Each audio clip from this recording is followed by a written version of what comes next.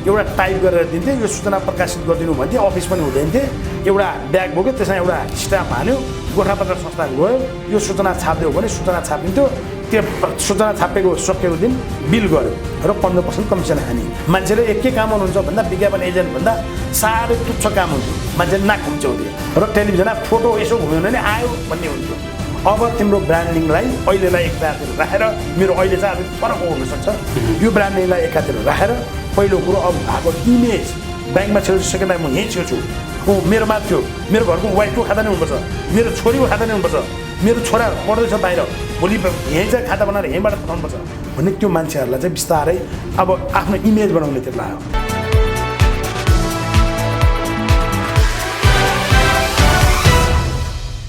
आदरणीय दर्शकहरू नमस्कार। कार्यक्रम अर्थ सरकारको यो नयाँ श्रृङ्खलामा तपाईँलाई स्वागत छ। म सुरज प्याकुरेल। विज्ञापन सप्ताह 2076 को यो तेस्रो श्रृङ्खला हो र आजको अङ्कमा हामी नेपाली विज्ञापन इतिहासलाई खोतल्ने प्रयास गरिरहेका छौँ।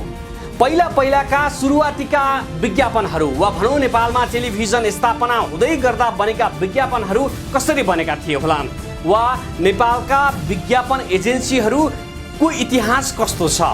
हामीले यस विषयमा वरिष्ठ विज्ञापन कर्मी त्रिकोण एडभर्टाइजिङका अध्यक्ष राजेन्द्र अरियाललाई सोधेका छौँ र आजको कार्यक्रममा हामी उनलाई प्रस्तुत गर्दैछौँ।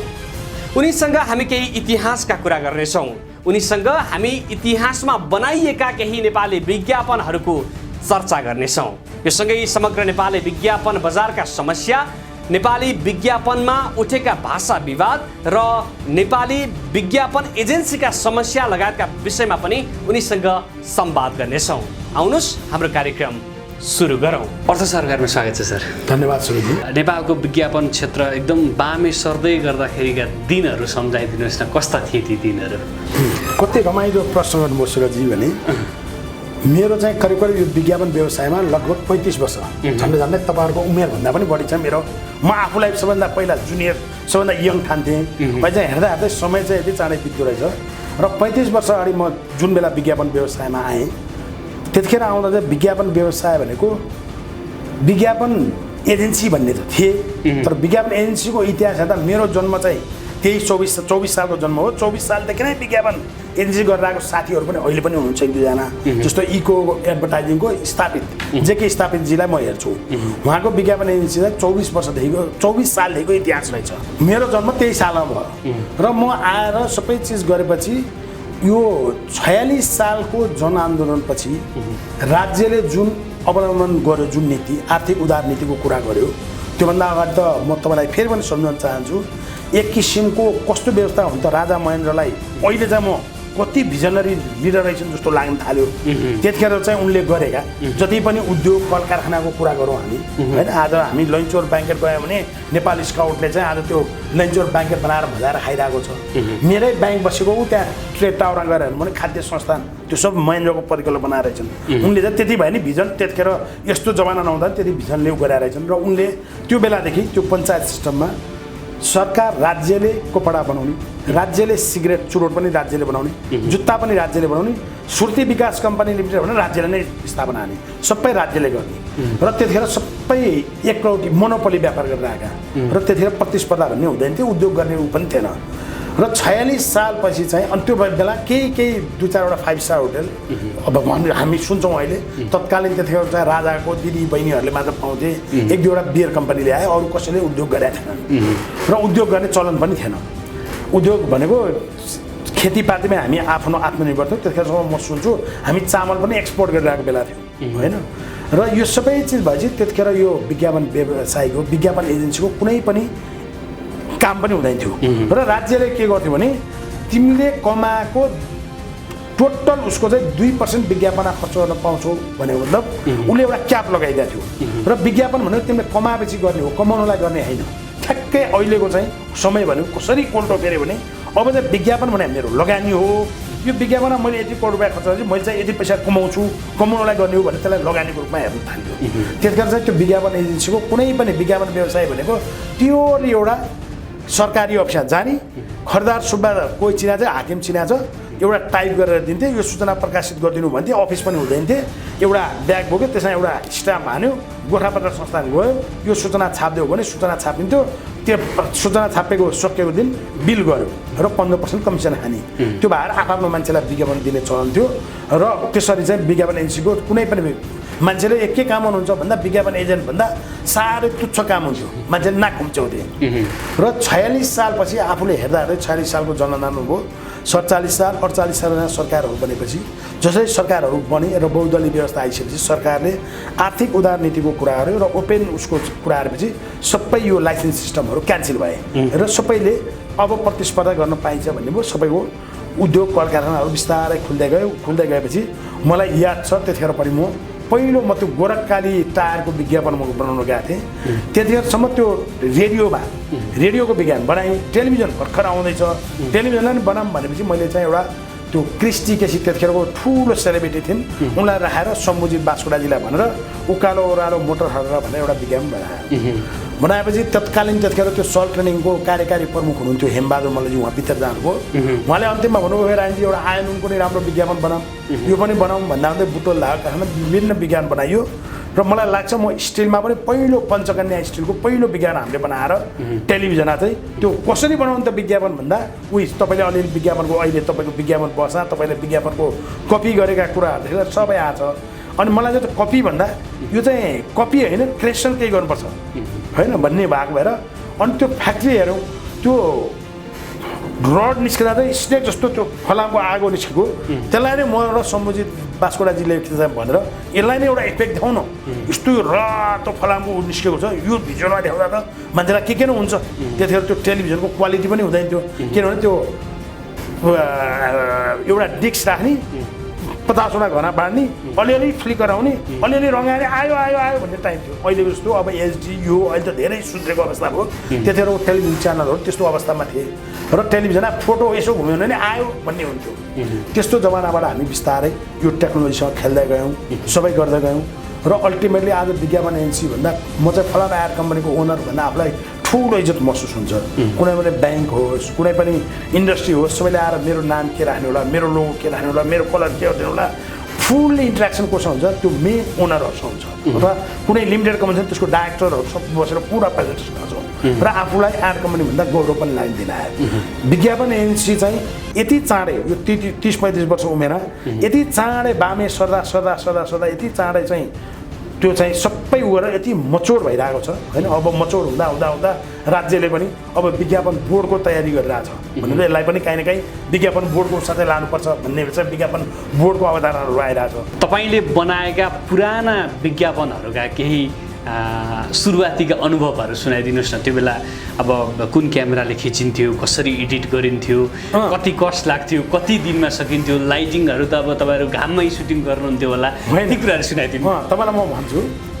नेपाल टेलिभिजनको एउटा स्टुडियो थियो सिंहदरबारको 5औं तलामा मलाई अहिले पनि याद छ त्यो गोरखकाली टायर ट्रक बस्न लाग्ने टायरको वेट चाहिँ झन्डै 60-70-80 केजी हुँदो रहेछ हामी 3-4 जनाले आफ्नै कारमा 3-4 जना मिलेर बोकेर त्यो इफेक्टहरू बनाउला किन बाहिर प्राइभेट स्टुडियोहरू थिएन टेलिभिजन एउटा जापानिजले दिएको ग्रान्डमा थियो नेपाल टेलिभिजनको स्टुडियोमै स्टुडियो इफेक्ट एनिमेसनको लागि त्यतिखेर यस्तो एनिमेसन भन्ने थिएन अनि त्यतिखेर मलाई लाग्छ त्यतिखेर चाहिँ त्यो हाम्रो इन्डियामासम्म दूरदर्शन ब्ल्याक एन्ड व्हाइटमै थियो हामी कहाँ चाहिँ एकैचोटि यो जापानिजको ग्रान्डमा आएको भएर एकैचोटि हामीका कलर टेलिभिजन आएको र मलाई त्यो युम्याटिक एउटा टेप चाहिँ करिब यो ल्यापटप साइजको टेप हुन्थ्यो योभन्दा यसको थिकनेस भन्दा ठ्याक्कै 3 टाइम्स बढी त्यो क्यासेट बोक्नु पर्थ्यो त्यो क्यासेटमा हामी न्यु रोडमा जान्थ्यौँ एउटा 20 मिनटको क्यासेटको त्यतिखेर आजभन्दा 30-35 वर्ष अगाडि आज त्यो पैसाको हिसाब भन्यो भने 20,000 रुपियाँ भयो त्यो एउटा टेपको चाहिँ त्यतिखेर 2,000-2,500 रुपियाँ लिन्थ्यो युम्याटिक टेप भन्थे युम्याटिक भनेको ठुलो फर्मेटमा त्यतिखेर चाहिँ घरमा मान्छेले भिडियो हेर्दा भिडियो क्यासेट बोकेर हिँड्ने एउटा फ्यासन अनि हामी चाहिँ अलिक प्रोफेसनल भएपछि अनि त्यो टेलिभिजनको क्यामेरा चाहिँ करिब झन्डै 20-30-40 केजीको त्यो यत्रो क्यामेरा बोकेर आउने अनि त्यही क्यामेराले खेद्नु पऱ्यो क्यामेरा पनि हामी टेलिभिजन नेपाल टेलिभिजनै हायर गर्नु पऱ्यो बाहिर त्यो सुविधा नै आइसकेको थिएन नेपाल टेलिभिजनै पर डे यति भन्ने हुन्थ्यो क्यामेरा हायर गर्थ्यो नेपाल टेलिभिजनको त्यो क्यामेराम्यान साथीहरू आउनुहुन्थ्यो मलाई त्यो गोरखकालीको फोटो खिच्दा गोरखकालीको कमर्सियल बनाउँदा पनि मलाई अहिले याद छ सबै चिज युम्याटिक त्यो टेपहरू मका अहिले पनि छ युम्याटिक भर्सनबाट बिस्तारै अब टेक्नोलोजीले चेन्ज गर्यो त्यसपछि यो बेटा क्याम भन्ने सिस्टम आयो बेटा चाहिँ अलिकति सानो अब चाहिँ यो ल्यापटपको ठ्याक्कै आधी साइजको अलिकति मसिनो टेप आउनु थाल्यो यो चाहिँ अझ क्वालिटी छ भन्ने भयो क्यामेरा पनि अलिकति साइज घटेर आयो होइन र यो सबै टेलिभिजनको कुरा आउँदैछ त्यो यस्तै मेरो रमाइलो कुरा के छ प्रिन्ट मिडियाको छ जुन बेला प्रिन्ट मिडिया मैले विज्ञापन चलाउँदा कम्प्युटर भन्ने थिएन कम्पोज गर्नुपर्थ्यो गोठामा बसेर कम्पोज गर्थ्यो लेटर प्रेसमा जस्तो त्यत्रो गोठाबाट कम्पोज गर्थ्यो अनि राम्रो डिजाइनमा परेर के भने ब्लक बनाउँथ्यो ब्लक बनाएर इन्डियाबाट जिङ्क ब्लक बन्थ्यो यहाँ एउटा अमात्य जिङ्क ब्लक भन्ने चाहिँ मेरो घर पक्राजुल खालर त्यही एरियामा एउटा अमात्य जिङ्क ब्लक भने नेपालको सबभन्दा ठुलो जिङ्क ब्लक बनाउने एउटै मात्र थियो उसको मोनोपोली थियो अब यो फोटोलाई जिङ्कमा उतारेर जिङ्क ब्लकबाट अनि त्यसले त्यो प्रेसमा चाहिँ ढप्प छाप्थे होइन र बिस्तारै फोटो सेटिङ भनेर कम्प्युटरभन्दा बिल्कुलै अर्को चिज आयो त्यो गोर्खापत्र लिएर आयो जोर गरेर स्पेसमा जान्थ्यौँ हामी 1 इन्ची त्यो लेटर निकाल्यो जत्रो साइजको निकाले पनि ₹2.25 दरले हामी तिर्थ्यौँ आज गयो भने त्यसलाई फोटो कम्पोज भन्थे आज गयो भने 3 दिनपछि उसले डेट दिन्थ्यो 3 दिनपछि लिएर आएर त्यो लेटर काटेर एक गरेर पेस्ट गर्थ्यो बिस्तारै लेट्रा सेट भन्ने एउटा फेरि आयो त्यो लेट्रा सेट चाहिँ एउटा पेपर आउँथ्यो त्यो माथिबाट घुटेपछि तल त्यो सर्थ्यो होइन यस्तो टेक्नोलोजीसँग हामी खेल्दै गयो प्रिन्ट मिडियाले हाम्रो यही समस्या थियो यो उसमा पनि यही थियो टेलिभिजनमा पनि यही थियो अर्को थियो रेडियोको टाइम त्यतिखेर त्यो रेडियो चाहिँ जापानिज के ग्रान्डमा नेपालमा रेडियो पहिला सुरुमा हुँदा रेडियो चाहिँ धेरै क्वालिटीको रेडियो थियो त्यतिखेर क्वालिटी रेडियोमा जाँदा चाहिँ स्पुल भन्ने एउटा ठुलो यत्रो त्यो स्पुल आउँथ्यो त्यो लामो घुम्बिरहेको थियो त्यो डिस्क जस्तो नै होइन अर्को आउँथ्यो त्यो स्पुल लिन्थ्यो त्यो स्पुलमा रेकर्ड गर्नुपर्ने हुन्थ्यो अनि त्यो रेडियोकै स्टुडियोमा त्यो नि भोइस टेस्ट अहिले जस्तो जो पाइले विज्ञान बोल्न पाउने थिए भोइस टेस्ट सर्टिफिकेट दिन्थे 1 वर्षलाई भोइस टेस्ट पास भयो भने चाहिँ 1 वर्ष त्यो मान्छेले विज्ञान बोल्न पायो नभए भोइस टेस्ट खोइ यसको भने छैन भने चाहिँ विज्ञापन फालिन्थ्यो रेडियोमा नि हामीले त्यस्तै टेक्नोलोजी खेल्दै गयौँ प्रिन्ट मिडिया नि हामीले त यदि जाने मैले भने नि यो व्यवस्थालाई बरु 30 वर्षमा व्यवस्था चाहिँ मोचोड भएन होला तर यो टेक्नोलोजीहरू एडभर्टाइजिङ अथवा यो उसको तपाईँ हाम्रो एउटै इन्डस्ट्रीमा हजुरले चाहिँ न्युजको कुरा गर्न थाल्नुभयो होला म चाहिँ एडभर्टाइजिङको कुरा अरे होइन हामी करिब एउटै रफ्ता दुई पाङ्रा जस्तो छौँ नि त मिडिया र हामीहरूको मिडियामा चाहिँ ठुलो रेभोल्युसन ठुलो क्रान्ति आयो त्यो क्रान्ति सँगसँगै आज हामीलाई धेरै सजिलो भयो आज हामी एउटा मोबाइलमा खिचेको वायरले पनि हामी धेरै इयरिङको लागि चाहिँ त्यो क्वालिटी पनि पुग्न सक्ने मोबाइलहरू पनि बन्न थाले अहिले भर्खरै पनि म एउटा एड हेर्दै थिएँ हजुरका होइन अहिले पनि क्यामेरा महँगो क्यामेराहरू पनि छ अहिले पनि हामीले महँगो क्यामेरा कुराहरू तर त्यत्रो त्यो हेभी त्यो सबै चिज छैन अब चाहिँ त्यो पहिला चाहिँ क्रू भनेपछि अब त्यो क्यामेरा बोक्ने साउन्ड म्यान त्यो अनि लाइट हजुरले भने जस्तो यस्तो लाइटको जमाना थिएन त्यो सिल्भरको ठुल्ठुलो बनाउँथे घाम लगाएर त्यसले त्यो लाइट फाल्थ्यो त्यो कुनै इलेक्ट्रिक लाइट होइन कि त्यसले चाहिँ त्यो उज्यालो पारेर खिच्नुपर्ने मेकअप अलिअलि गर्थ्यो अनि घाम लाग्यो भनेपछि त्यो सिल्भर जस्तो हुन्थ्यो त्यसको छायाले अनुहारमा पार्नुपर्ने होइन ट्रली भन्ने हुँदैन थियो मान्छेले बोकेर घुमाउनु पर्ने विभिन्न किसिमको उसबाट चाहिँ हामीले चाहिँ ठुलो फड्को मार्यौँ संसारमै टेक्नोलोजीले ठुलो फड्को मार्यो त्यसमा विज्ञापन एजेन्सीलाई चाहिँ अहिले धेरै सहज धेरै सुविधा भएको अवस्था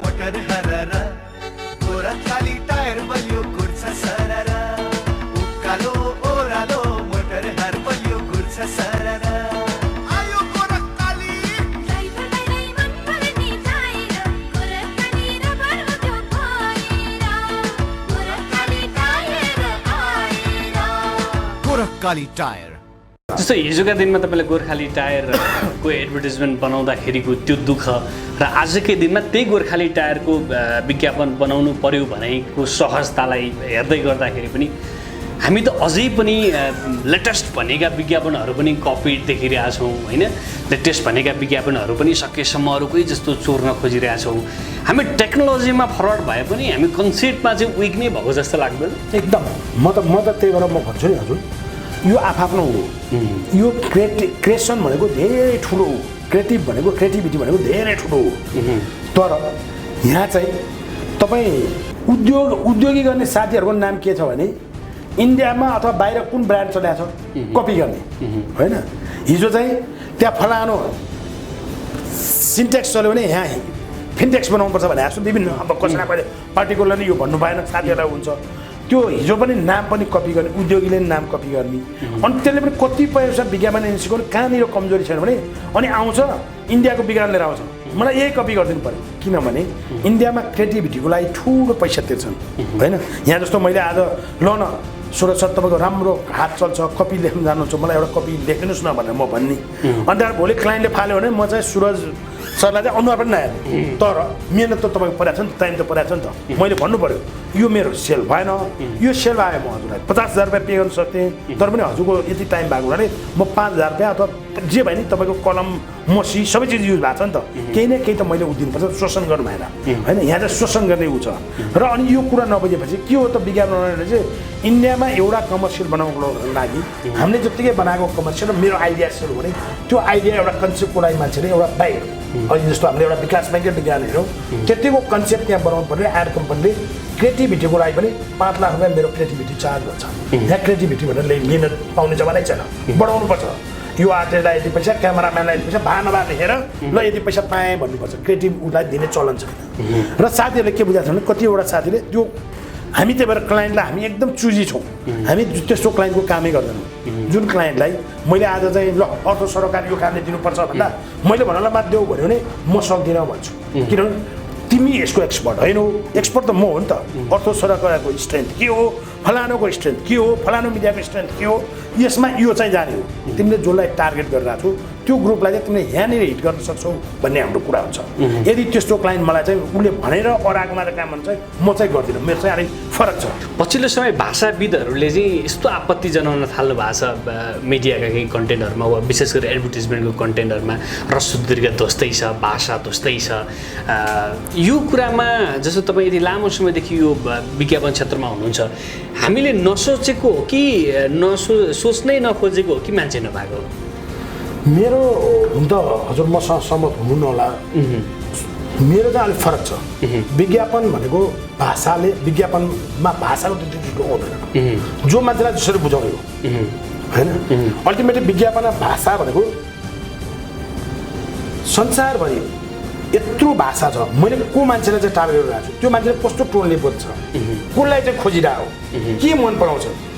होइन विभिन्न तपाईँले यहाँ हेर्नुभयो भने कतिवटा मलाई चाहिँ तराईको ट्युनिङ राखेर भाषा बिगारेर पनि गर्नुपर्छ त्यो भाषाको पर्फेक्ट छैन विज्ञापनमा भाषा भन्दा पनि कसरी मान्छेलाई बुझाउने हो सम्झाउने हो र यो भन्ने जस्तो एउटा लाटो मान्छेले आएर मलाई चाहिँ के भनेपछि उसले बोल्न त जाने हुँदैन नि त तर उसले पानी भन्ने त म बुझ्न थालेँ नि त एकछिन बुझ्दिनँ तर उसले इसारा गर्छ अथवा मेरो ग्लास ल्याएर पानीको गिलासलाई गर्छ भाषालाई म त्यति ठुलो मान्दिनँ विज्ञापनमा चाहिँ विज्ञापनमा होइन अबको जमाना झन् भाषालाई तपाईँ अहिले हामीले हेर्दा पनि कति ठाउँमा न्युज हेर्दा पनि यो हेर्दा पनि तपाईँहरूले लेखेको न्युज कतिवटा चाहिँ अङ्ग्रेजीको ठ्याक्कै ट्रान्सलेट गर्न मिल्दैन होइन र भाषा त्यति ठुलो कुरो होइन मान्छेले यो कुरो बुझेको बुझेन भन्ने कुरो हो बुझेन भने त अल्टिमेटली विज्ञापन दातालाई घाटा छ नि त्यो होइन र विज्ञापनमा भाषाले म चाहिँ त्यो पहिलेदेखि यो भाषामा धेरै ठुलो धेरै पहिला कहिले त्वचाको कुरा आउँथ्यो त्वचा रक्षा गर्छ भन्ने कुरा आउँथ्यो धेरै म विज्ञानसँग हुँदा धेरैचोटि यो धेरै ठुलो डिबेट गराएँ डिबेट गराए चाहिँ भाषाविज्ञहरू त त्यतिखेरको मान्छेहरूले नि तपाईँको कुरा त ठिकै हो रायनजी यो भाषाले विज्ञापनमा चाहिँ हाम्रो ऊ होइन त्यसकारण मिडियामा त्यही गोठामा चाहिँ न्युज छापिँदा त्यहाँ रसोतिरको मतलब छैन अनि मेरो विज्ञापनलाई जो गरेर हुन्छ र म त विज्ञापन ब्ल्याङ्कै राख्छु म कहिले उल्टोपट्टिबाट विज्ञान छापिदिन्छु मान्छेलाई कसरी गर्ने भन्ने कुरो संसारमा एउटा विज्ञापन चाहिँ यस्तो भयो जसले चाहिँ सधैँ पेपर पठाउँदा सिधा हुन्थ्यो यदि उसले उल्टाएर छाप्थ्यो पेपरै फर्काएर हेर्नु पऱ्यो मान्छेलाई बानी पारे भाषा यो भनेको स्थान भनेको चाहिँ विज्ञापन यसले खासै त्यति तात्विक उ राख्छ भन्ने म चाहिँ त्यति उ गर्न सक्दिनँ र दर्शकहरू विज्ञापन सप्ताह 2076 मा छौँ हामी र आज हामी विज्ञापन सप्ताह 2076 को तेस्रो श्रृङ्खला प्रस्तुत गरिरहेका छौँ आजको कार्यक्रममा हामीले विशेषतः वरिष्ठ विज्ञापन कर्मी राजेन्द्र अरियाललाई प्रस्तुत गरिरहेका छौँ र उनीसँग नेपालको समग्र विज्ञापन बजारको इतिहास र विज्ञापन एजेन्सीहरूका इतिहासलाई खोतल्ने प्रयास गरिरहेका छौँ राजेन्द्र अरियाल विज्ञापन व्यवसाय मात्र होइनन् उनी एनआईसी एसिया बैंक लिमिटेडका सञ्चालक पनि हुन् यति बेला हामीले उनलाई एनआईसी एसिया बैंक लिमिटेडसँग जोडेर वा समग्र ब्याङ्किङ क्षेत्रलाई जोडेर विज्ञापनका केही कुरा गरेनौँ भने चाहिँ त्यो न्यायोचित नहोला हामीले यही सम्झेर उनीसँग ब्याङ्किङ तथा वित्तीय संस्थासँग सम्बन्धित केही विज्ञापनका इस्युहरूबारे सोधेका छौँ जस्तो तपाईँ ब्याङ्कमा पनि विगत लामो समयदेखि चाहिँ काम गरिरहनु भएको छ अहिले पनि एनआईसी एसिया ब्याङ्कको डाइरेक्टर हुनुहुन्छ मैले जस्तो यो ब्याङ्किङ क्षेत्रमा चाहिँ एनआईसी एसियामा तपाईँ डाइरेक्टर भइसकेपछि एउटा ठुलो ब्रान्डिङको हिस्सा अगाडि आयो र त्यसको सिको गर्दै पछाडि धेरै मान्छेहरूले ती कुराहरू सिक्दै पनि गए हामीलाई अनेस्टली आज भनिदिनुहोस् एनआईसी एसियामा तपाईँ गइसकेपछि तपाईँले ब्रान्डको महसुस गर्नुभएको हो कि आफ्नो सेक्टरमा पैसा आउँछ भनेर विज्ञापन वा ब्रान्डिङलाई जोड दिनु भएको? बिल्कुल मेरो अहिले त्यो मेरो रोल पनि होइन। म ब्याङ्कको डाइरेक्टर, मलाई ब्याङ्कै बढी ऊ हुन्छ। म अहिले कुनै विज्ञापन सङ्घमा म विज्ञापन इन्डस्ट्रीमा पैसा आओस् भनेर लाग्नुपर्ने मेरो म त्यो जिम्मेवार पैसा पनि मैले होल्ड गरेर आएको अवस्था छैन। म तपाईँलाई के भन्छु, म ब्याङ्कमा आएको सुरु दिनदेखि करिब आजभन्दा 18 वर्ष अगाडि तारागाउँको चाहिँ यो होटल तारागाउँ जुन अहिले हायट भनिरहेको छौँ हामी, तारागाउँको चाहिँ आइपिओ आएको थियो। आइपिओ आएपछि पब्लिकहरूले आइपिओमा ठुलो गरे र आइपिओमा फस्यौँ भन्ने थाले। त्यही क्रममा यो एउटा bank Nepal industrial and commercial bank भन्ने एउटा विराटनगरतिर इस्टाब्लिस भएको एउटा रिजनल ब्याङ्क थियो। त्यो रिजनल ब्याङ्कलाई नेसनल लेभलको ब्याङ्क बनाउने भनेर यिनीहरूको कुरा भइरहेको रहेछ उहाँहरूको। त्यो बिचमा नेसनल ब्याङ्कको बनाउँदा के गर्नु भन्दा 50 करोड रुपियाँ क्यापिटल राख्नुपर्छ, काठमाडौँ जानुपर्छ भन्ने क्रममा उहाँहरू आउनुभयो र आएपछि काठमाडौँमा लन्च गर्ने बेला म कहाँ आउनुभयो। ल कसरी तपाईँ डिजाइन गर्न सक्नुहुन्छ भनेपछि त्यतिखेर तत्कालीन अर्थमन्त्री हुनुहुन्थ्यो महेश आचार्यज्यू, उहाँलाई बोलाएर सबै चुज गरेर म पिआरलाई बढी म उ गर्ने हुनाले मैले त्यतिखेर टेलिभिजनको नेपाल टेलिभिजन थियो त्यहाँको महाप्रबन्धकज्यूहरूलाई गएर व्यक्तिगत रूपमा भेटेर मेरो अरू व्यापारको स्ट्रेन्थ देखाएर मैले के भने हजुर यो एउटा न्युज चाहिँ ब्रान्चको ओपनिङ मन्त्रीले गरेको छ, यो चाहिँ न्युज बनिदिनु पर्यो भनेर न्युज गर्दा मलाई लाग्छ अहिले पनि दुर्गानाथ शर्माज्यूले भन्नुहुन्थ्यो मलाई, रायनजी यो त तपाईँले अत्याचार गराउनु भयो, किन ब्याङ्कको ब्रान्च पनि टेलिभिजनको त्यतिखेर टेलिभिजनमा सबैभन्दा आज टेलिभिजनमा यो आउँछ भने हेरेर बस्नु दिन्थ्यो, टेलिभिजनको न्युजमा गर्नुपर्ने भन्नुहुन्थ्यो। र मैले चाहिँ त्यो बिस्तारै नेपाल इन्डस्ट्रियल एन्ड कमर्सियल ब्याङ्कलाई अब तिमी आइपिओमा 3 महिना 4 महिना जानु छ, तिमीले चाहिँ यसलाई बिस्तारै एनआइसी ब्याङ्क बनाउँदै लौ, एनआइसी ब्याङ्क बनाउँदै लौ। यो नेपाल इन्डस्ट्रियल एन्ड कमर्सियल भनेको नेपाल औद्योगिक विकास निगम भने जस्तो मान्छे झुकिए, त्यसमाथि नाम पनि राम्रो छैन, तिमी विराटनगरमा छौ। अनि प्रमोटर साथीहरू स्पेसल्ली मैले कुनै त्यो कम्युनिटी भने होइन, सबै मारवाडी साथीहरू हुनुहुन्थ्यो। अनि त्यतिखेर तत्कालीन विभिन्न कारणले गर्दा यो त मैले अब कति कुरो को भन्न मिलेन, 2-4वटामा पब्लिकले पैसा हालेको थिएँ 2-4वटा इन्डस्ट्रीमा, त्यसको साह्रै खराब मेसेज गएको थिएँ। अरुण वनस्पति अनि के अर्को श्रीराम सुगर मिल, उहाँहरू पनि प्रमोटर भएपछि पब्लिकले बाहिर होइन यिनीहरू त डुबाउँछन्, अरुण वनस्पति डुबाए यो डुबाए भन्ने थियो।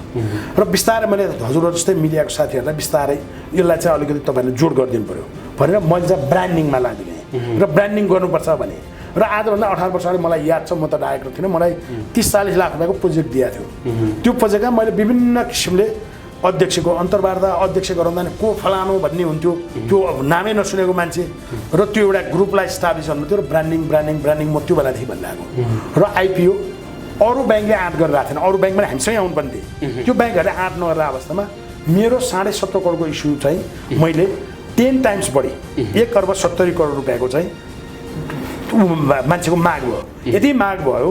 र त्यसले एउटा छुट्टै इमेज बनायो। अहिले चाहिँ मान्छेले त्यत्रो माग नहोस् भनेर कम पढ्ने पत्रिका लुकाएर गर्छन्, किनभने खर्च छ, यो चाहिँ इस्यु म्यानेजरलाई यो पैसा दिनुपर्छ, यत्रो बढी पैसा आयो यसको यो हुन्छ, रिफन्ड दिँदा यो दिनुपर्छ, यो गर्नुहुन्न भनेर अहिले हिसाबले मैले त्यसरी के भने यो ब्रान्डिङलाई सपोर्ट गर्छ, यसमा चाहिँ यत्रो मान्छेको रेस्पोन्स आयो भनेर त्यो बेलादेखिको कन्सेप्ट थियो मेरो। र फर्चुनेटली अब जे भन्नुहुन्छ यो ब्याङ्कमा बस्दै गएपछि ब्याङ्कमा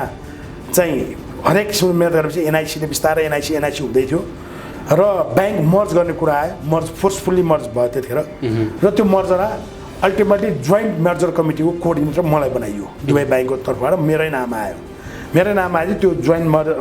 मर्जर कमिटीको काम सिद्धियो। त्यो दिन पनि हामीले राम्रैसँग ब्याङ्कलाई मर्ज भएको उ दियौँ र त्यसपछि मैले हामीले के भन्न थाल्यो भने हामी होल बोर्डको म एकजनाले मात्र उ दिने कुरो भएन, ब्रान्डिङमा केही मात्र नम्बर 1 हुनु पऱ्यो, केही पनि नम्बर 1 सकेन, पहिला ब्रान्डिङमा नम्बर 1 ब्रान्डिङै हो, ब्रान्डिङ जस्तो ठुलो कुरो केही होइन। अल्टिमेटली एडभर्टाइजिङमा जति खर्च भएको त्यसले तपाईँलाई पे गर्छ, तपाईँले यो रिटर्न पाउनुहुन्छ, धेरै टाइम बढी रिटर्न पाउनुहुन्छ। ब्रान्डिङ हो भनेपछि सञ्चालकसँग यस्तै छलफल हुँदा हुँदै मलाई केही पनि इन्ट्रेस्ट छैन, न म एज अ सञ्चालक त्यहाँको व्यापार गर्न पाउँछु, एज अ न म विज्ञापन एजेन्सीको चाहिँ एसोसिएसनमा बस्या भए मैले त मेरो इन्डस्ट्रीमा यति पैसा ल्याइदिएँ मेरो पालिमा भनेर भन्न पाउँथेँ होला, त्यो पनि मलाई भन्नु थिएन। मलाई के माया थियो भने त्यो चेयरमा बस्नु चाहिँ यो ब्याङ्कलाई नै बढी उ गर्नुपर्छ, यो ब्याङ्कको कमाइ राम्रो हुनुपर्छ, यो ब्याङ्कलाई यहाँ पुर्याउनुपर्छ भन्ने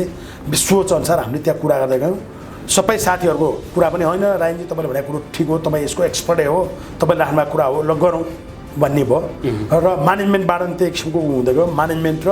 बोर्ड दुइटैले यो कुरालाई बुझेपछि र सबभन्दा पहिला मलाई लाग्छ मैले नै कोअर्डिनेट गरेर इभन त्यतिखेर ब्रान्ड एम्बेसडर खोज्नेमा पनि सबै चिज गरेर अहिले मेरो सिओ नै हुनुहुन्छ, उहाँ त्यतिखेर एसिओ बनाएर उहाँलाई पनि लिएर आएर ल को त गरेँ भने मैले पहिलो चाहिँ थम्सनलाई रिक्वेस्ट गरेँ, थम्सनको जयदेवजीलाई बोलाएर रिक्वेस्ट गर्दा पनि उहाँले एउटा टेलिभिजन कमर्सियल बनाइदिनु सक्नु भएन। विभिन्न किसिमले अनि मैले लास्टमा मनिषा कोइरालाजीलाई पनि अप्रोच गरेँ र मैले धेरै ठुलो रिस्क दिएँ। कसैले भने कोही पोलिटिकल भन्छन्, कोही के भन्छन्, मैले भने यिनलाई सेल गर्न सकिन्छ भनेर म इन्ट्रेस्टको हो भनेर बल जब त्यो सबै चिज गरेपछि त्यसले धेरै ठुलो 2 वर्षमा धेरै ठुलो एनआइसी एसिया मनिषा कोइराला भन्न जाने मान्छेले र मान्छेले बिस्तारै त्यही अनुसारको अब कनेक्टिभिटीहरूको कुरा हो। कनेक्टिभिटीमा हामी यत्रो एक्सपान्सनमा गयौँ र घर घरमा चोक चोकमा पुग्यो। अहिले ब्रान्डिङले गर्दा नै मलाई लाग्छ आजको दिनमा हामी कासाको कुराहरू छौँ। सबभन्दा ठुलो स्ट्रेन्थ डिपोजिटमा आज पनि 1 खरब 80 अरब जतिको डिपोजिट नेपालको ब्याङ्कमा। वाणिज्य ब्याङ्क हो, केस भिन्दै हो। सरकारी ब्याङ्कसम्म सरकारी ब्याङ्क म नेपाल ब्याङ्कलाई पनि भन्छु, नेपाल ब्याङ्क भन्दा पनि बढी छ। तर सबभन्दा बढी त्यो पनि कासामा अराउन्ड 40 ओभर मिक्समा 40% भन्दा बढी चाहिँ हामी कासामा हामी उछौँ। र यो कासा भनेको चाहिँ मान्छेले करेन्ट अकाउन्ट सेभिङ अकाउन्ट खोलिसकेपछि सानो सानो उसलाई लो भएर मान्छे भागिहाल्दैनन्। इन्स्टिट्युसनको डिपोजिट भनेर चाहिँ धेरै खतरा हो, त्यस कारण यो चाहिँ रिस्कमा हुन्छ भनेर सबै चिज गर्दै गएपछि अहिले चाहिँ ब्याङ्क यहाँ पुग्या हो। र अब चाहिँ बिस्तारै मैले के भनेको छु भने अहिले पनि म पनि बोरा पटक भन्ने गरेको छु। अब ब्रान्डिङ मात्र होइन, अब इमेजको कुरा होला।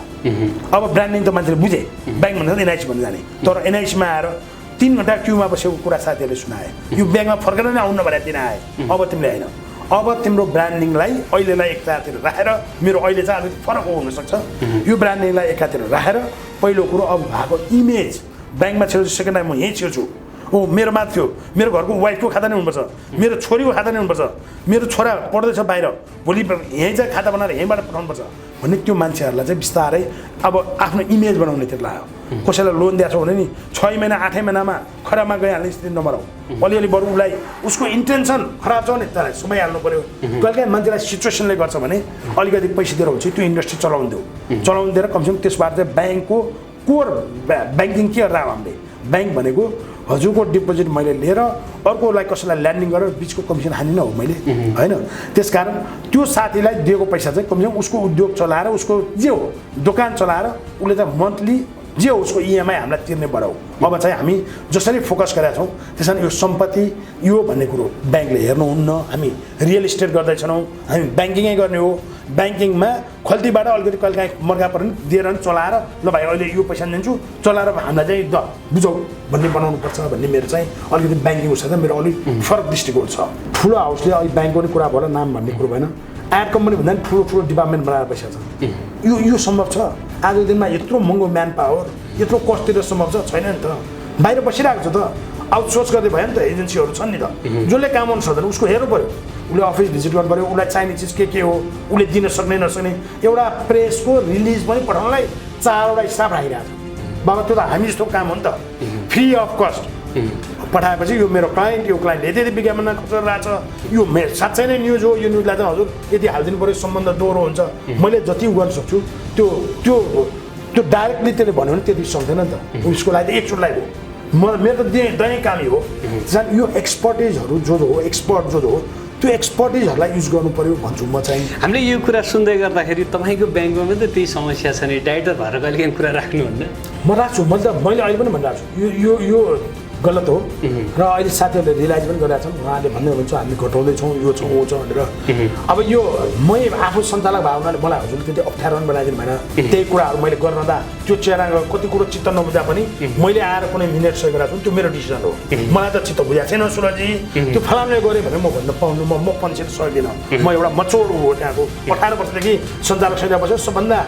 पुरानो मान्छेमा हामी 2-3 जना छौँ, त्यो मध्येको मान्छे म हो। त्यसमा कति कुरो चित्त नबुझ्दा पनि कहिलेकाहीँ समूहमा डिसिसन गर्ने बेला ल त भन्नुपर्ने हुन्छ। तर त्यो ल त भनेको कुरालाई चाहिँ मलाई त चित्त बुझाएको छैन, मैले त गरेँ होइन भनेर भन्न पाउँदैन। किन त्यो मिनेट्स मैले सही गरेपछि त्यो निर्णय मेरो पनि निर्णय हो, होइन। त्यसमा मलाई त्यो ब्याङ्कै भन्दा चाहिँ ब्याङ्कभन्दा अलिक बाहिरबाट चाहिँ यो इन्डस्ट्रीकै बारेमा कुरामा चाहिँ बढी म इन्ट्रेस्टेड। प्रदर्शकहरू, विज्ञापन सप्ताह 2076 को यो तेस्रो श्रृङ्खला सकिएको छ। हाम्रो सम्पूर्ण युनिटलाई बिदा दिनुहोस्। नमस्ते। गुन्जिरहन्छ यो अर्थ सरोकार, बोलिरहन्छ यो अर्थ सरोकार, लेख्छ सत्य बोल्छ तथ्य अर्थ सरोकार, तपाईँ हाम्रो आफ्नै सञ्चार अर्थ सरोकार।